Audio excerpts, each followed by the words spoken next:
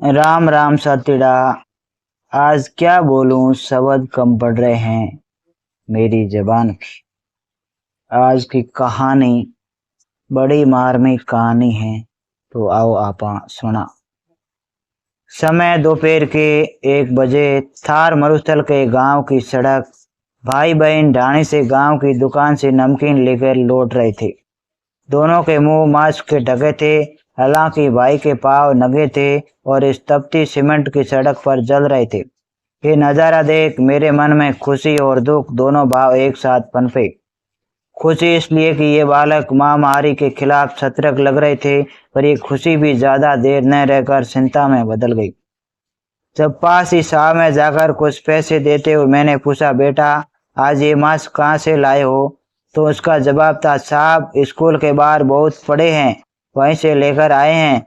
मुझे याद आया, हाँ कल गांव में सरपंच के चुनाव थे और नो मास्क नो एंट्री नियम के तहत उम्मीदवारों ने सब वोटरों को मास्क बांधे, जो वे बाहर आते हुए वहीं फेंक कर चले गए थे, जिन्हें ये बच्चे उठाकर ले आए और पहन लिया, जो कि खतरे से खाली ना था और जिम्मेदारों की लापरवाही।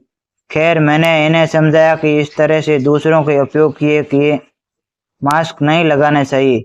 प्रशासन और गांव के जिम्मेदारों की लापरवाही को सोचते हुए मैंने पूछा, बेटे तुम्हारे चप्पल कहाँ हैं? तो बोला, ये जो मेरी बहन के पहने हैं वो मेरे ही हैं। इसके पाँव जल रहे थे और ये छोटी है इसलिए मैंने इसको पहना दिए। अपनी बहन के लिए भाई का ये केयरिंग देख मेरा दिल भर आया था।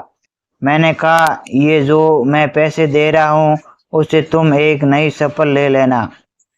हालांकि मैंने दिलाने की कोशिश की, पर वो दोबारा दुकान ना आए, इसलिए मुझे पैसे ही देने पड़े।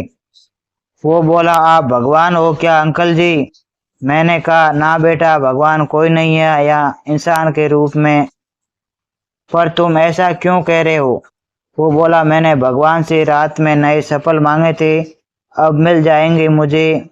जरूर आप भगवान के दोस्त होंगे फिर अंकल। मैं विचारों में डूबा चलते हुए सोच रहा था, भगवान का दोस्त बनना कितना आसान है ना। तो आओ मित्रों, कुछ ऐसा करें जो दिल को सुकून दे। जिंदगी में खाली हाथ आए हैं, खाली हाथ जाएंगे। क्यों ना कुछ अच्छे कर्म भी खाते में जमा करें, क्योंकि खाते वाले पैसे तो शायद ही साथ चलने वाले हैं। तो मित्रों, राजस्थानी मारवाड़ी कहानी थी, लेकिन मैंने आपको हिंदी में सुनाई। कितनी अच्छी और सुंदर थी। कमेंट, लाइक और शेयर जरूर करजो। धन्यवाद। राम राम। फिर मिलेंगे नई वीडियो के साथ, तब तक जुड़े रहिए हमारे साथ।